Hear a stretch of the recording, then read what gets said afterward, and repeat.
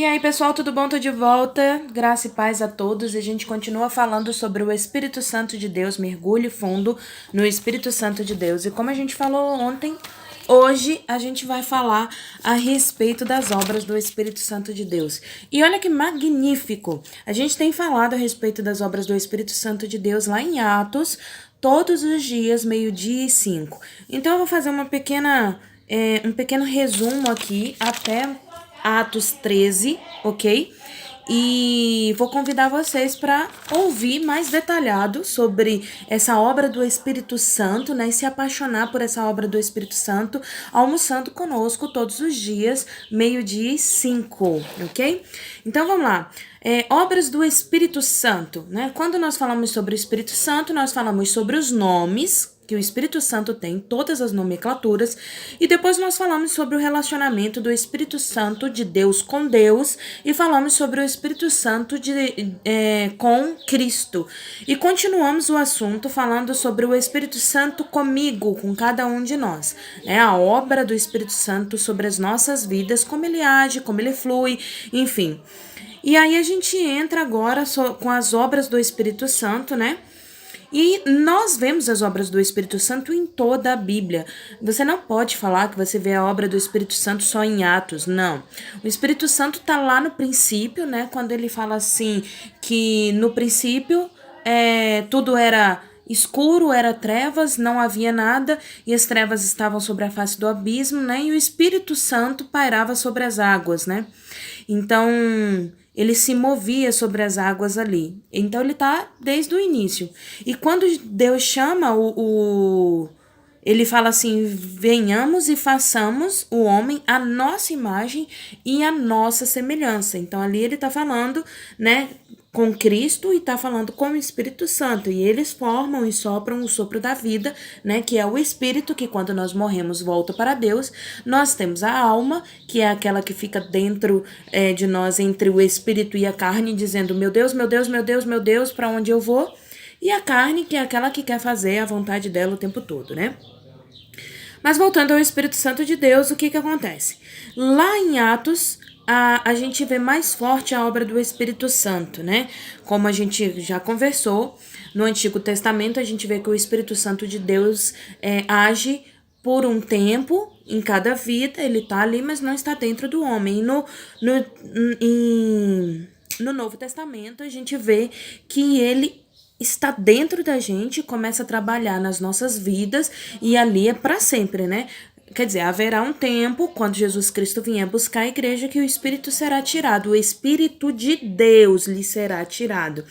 E esse Espírito de Deus, que é o que traz o convencimento, como a gente já estudou, que traz, né, esse sentimento do que é certo, do que é errado, né, que purifica, que converte, ele não estará mais quando vier a tribulação. Mas enquanto ele está conosco, ele se intensifica e age quando a gente busca ao Senhor verdadeiramente. E a gente vê isso bem claro lá em Atos 1, né, quando Jesus Cristo morre, é ressuscitado e fica 40 dias com o homem, né, com seus discípulos ensinando a palavra, e depois ele volta para o céu e ele diz, agora espera que virá um que é o Consolador, que é aquele que vai trabalhar nas vidas de vocês. E se cumpre a promessa. Mas lá em Atos 1, primeiro, Deus fica em silêncio. E ele está em silêncio e os apóstolos estão clamando. Então, qual é a atitude de Deus lá, né, do Espírito Santo de Deus lá em Atos 1? O silêncio é como um teste. Vocês vão me buscar, não vão me buscar? Como é que vai trabalhar isso na vida de vocês? E os apóstolos, os discípulos, clamam ao Senhor, eles ficam em oração, é o que Atos 1 diz, né? Então Deus muda o nosso ouvir, a gente fica ali atento para ouvir, né, o chamar de Deus. Então nesse momento ele muda o nosso ouvir. A palavra de Deus diz lá em Atos 1:5 que João batiza com água, mas nós seríamos batizados pelo Espírito Santo de Deus. Então é essa espera, esse aguardar que está acontecendo aí na vida de cada um de nós, quando, né, o Espírito Santo de Deus faz com que esperemos. Lá em Atos 2, aí acontece o grande Pentecoste, o poder de Deus na nossa vida, é derramado o Espírito Santo de Deus.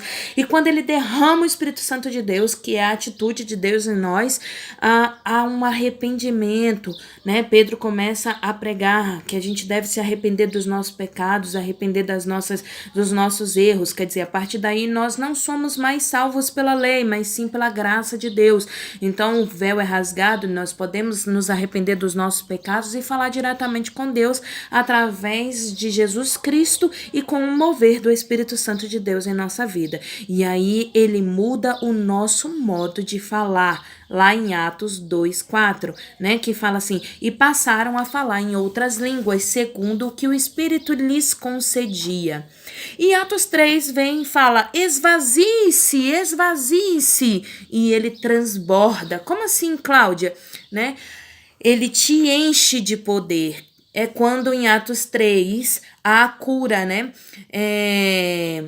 Lá em Atos 3:6 fala: não possuo nem prata nem ouro, mas o que tenho eu te dou. Em nome de Jesus, levanta e anda. A gente vê o poder de Jesus Cristo ali, a soberania de Jesus Cristo naquele momento. E no nome de Jesus, Pedro, né?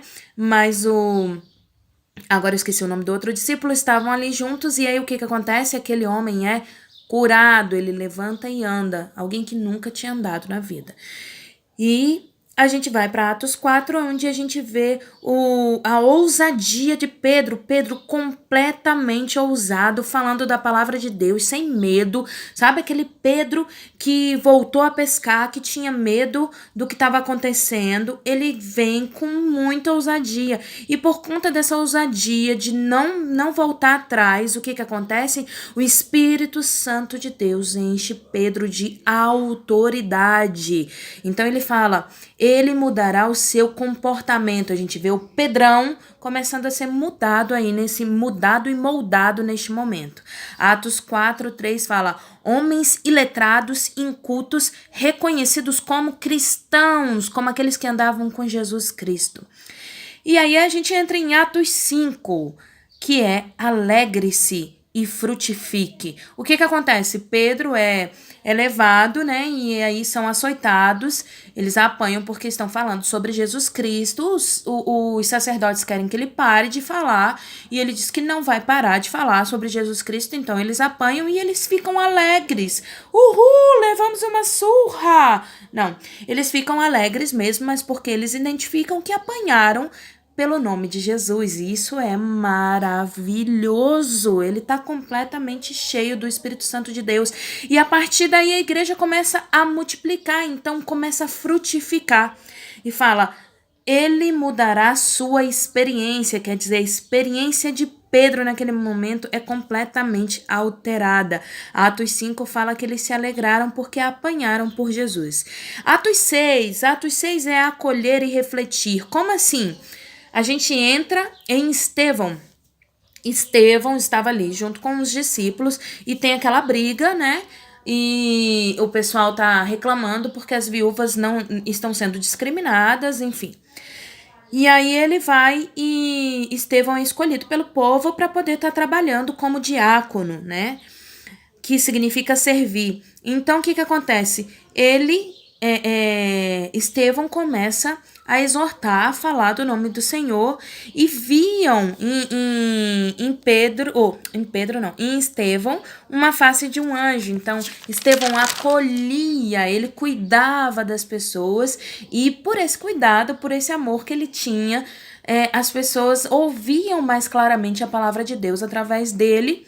E quando ele foi chamado para falar, ele fala sobre Deus ali, sobre Jesus Cristo, sobre o poder do Espírito Santo, e as pessoas olham para ele, mesmo ele estando exortando, ele estando falando: olha, vocês precisam se arrepender.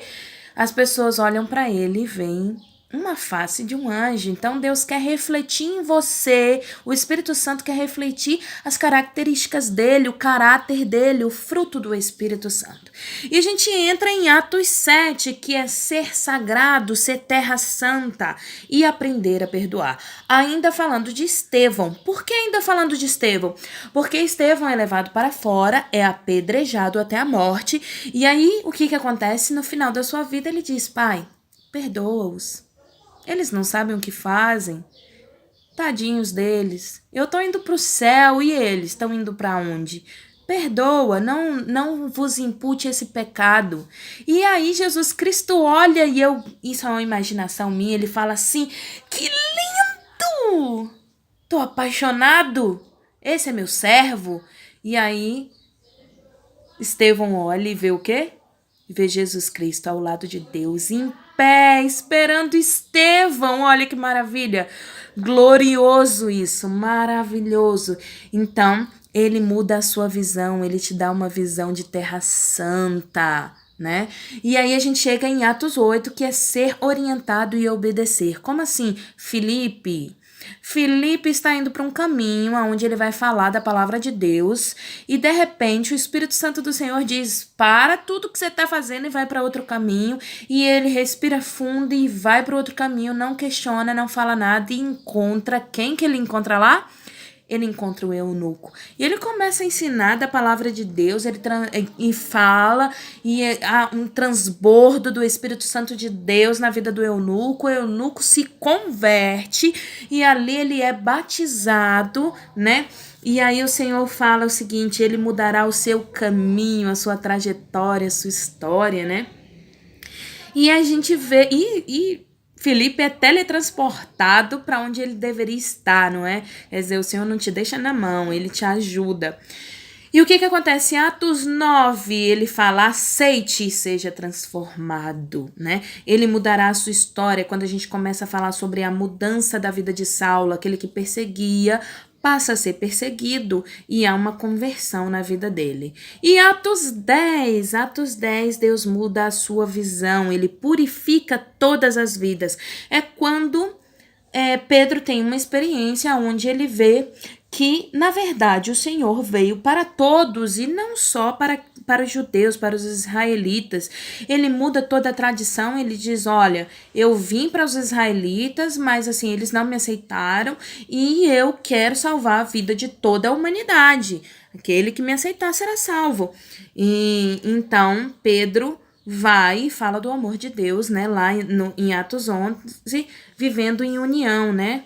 Ele fala que todos nós somos irmãos e muda a tradição.